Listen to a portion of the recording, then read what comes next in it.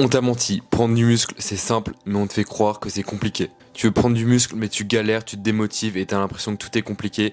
T'inquiète, c'est totalement normal. On te bombarde constamment de conseils bidons. Du coup maintenant tu penses qu'il faut absolument aller à la salle pour se muscler et y passer des heures. Tu penses que t'as pas forcément la bonne morphologie et que tu pourras jamais prendre de muscle. Le truc c'est que t'as pas envie de devenir énorme comme un bodybuilder et t'as un emploi du temps chargé avec la famille et le travail. Tu penses que pour avoir des résultats, il faut manger comme 4 sans réfléchir ou tout traquer au millimètre. Tu penses qu'il faut te restreindre au niveau de l'alimentation, avoir une alimentation rigide et ne pas avoir de vie sociale. Enfin, tu penses que pour avoir des résultats et enfin de prendre du muscle, il faut tester plein de méthodes et trouver celle qui te convient le mieux. La vérité, c'est que tu stagnes, tu doutes et tu perds ton temps. C'est un cycle sans fin. Pendant 2 semaines, tu vas t'entraîner, tu vas suivre les recommandations d'un YouTuber, par exemple Thibaut InShape.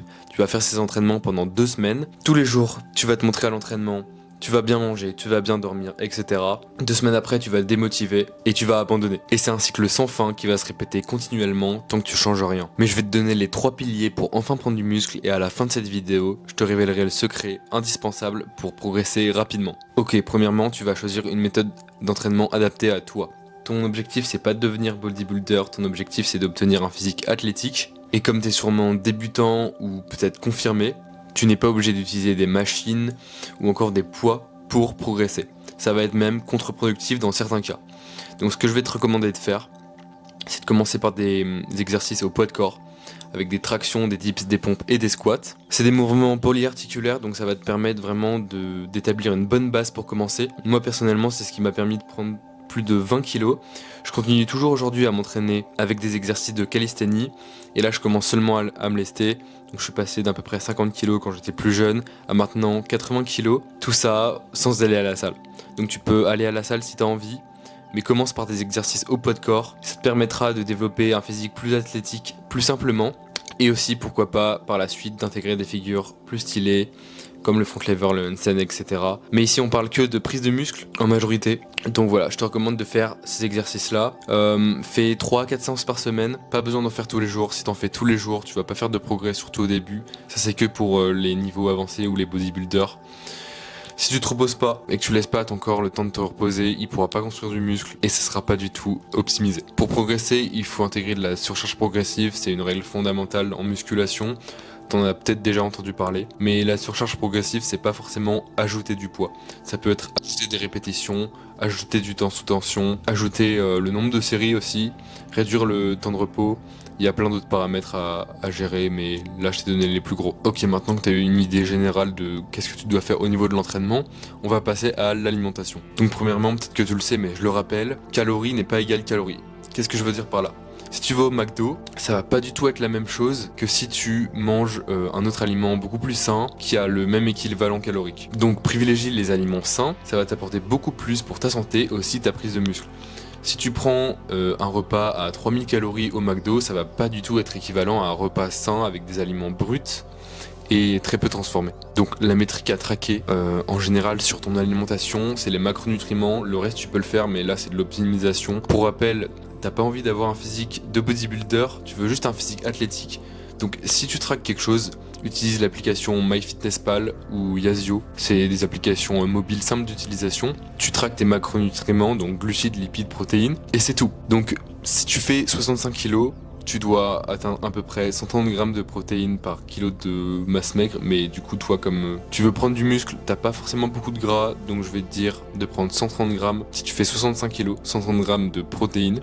Au niveau des lipides, tu vas prendre 60 grammes de lipides, et au niveau des glucides, tu vas prendre 200 grammes. Tout ça tous les jours, t'as pas besoin de te prendre la tête, t'es pas forcément obligé d'atteindre les quotas exactement. L'idée c'est que tu traques au début pour avoir une idée de ce que tu fais, après t'auras l'habitude, t'auras pas besoin de le faire continuellement sur le long terme. Un problème qui revient fréquemment, c'est que tu n'arrives pas à manger tout ce que tu dois manger, tout ce que tu as prévu de manger. Donc ce que tu peux faire, c'est diviser ta journée en 3 repas, donc petit déjeuner, déjeuner et dîner.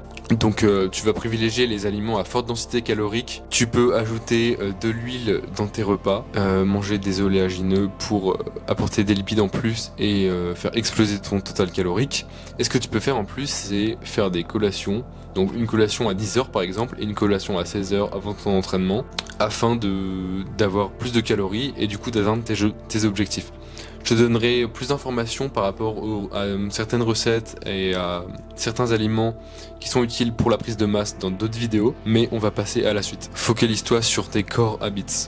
Qu'est-ce que c'est les core habits? C'est tes habitudes de base essentielles pour que tu te sentes bien dans ta peau. Donc c'est bien manger, bien dormir, bien boire, ça c'est à la base au niveau de la santé. Mais il faut aussi que tu prennes soin de tes interactions sociales, parce que si t'es pas bien dans ta tête, tu seras pas bien dans ton corps, et du coup tu pourras moins bien prendre du muscle. Faut aussi que tu fasses attention au stress, parce que ça peut ralentir ta progression, voire même la limiter complètement. Donc ce que tu peux faire pour le stress, même si c'est pas facile à gérer avec le travail et tous les autres événements de la vie, c'est d'intégrer de la méditation. Là encore une fois, je pourrais en parler dans d'autres vidéos, je pourrais créer aussi des guides par rapport à ça, ça serait intéressant. Mais voilà, essaye de voir un peu les choses en global et pas te focaliser forcément sur que l'entraînement ou que l'alimentation, même si ça va être 80% du résultat qui va résulter de ces actions-là. Il faut aussi que tu intègres du repos, comme je t'ai dit tout à l'heure, faut pas que tu t'entraînes tous les jours.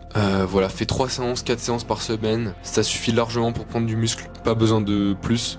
Ok, on a vu les 3 piliers essentiels pour enfin prendre du muscle, mais attention, 90% des hommes qui veulent prendre du muscle font tous cette erreur et n'arrivent pas à progresser. Donc si t'es un homme de 20 à 40 ans qui veut obtenir un physique athlétique, sans forcément devenir un bodybuilder, et qui a pas forcément beaucoup de temps, et qui a pas que la muscu dans sa vie, pas que le sport à gérer, qui a le travail, la famille, etc.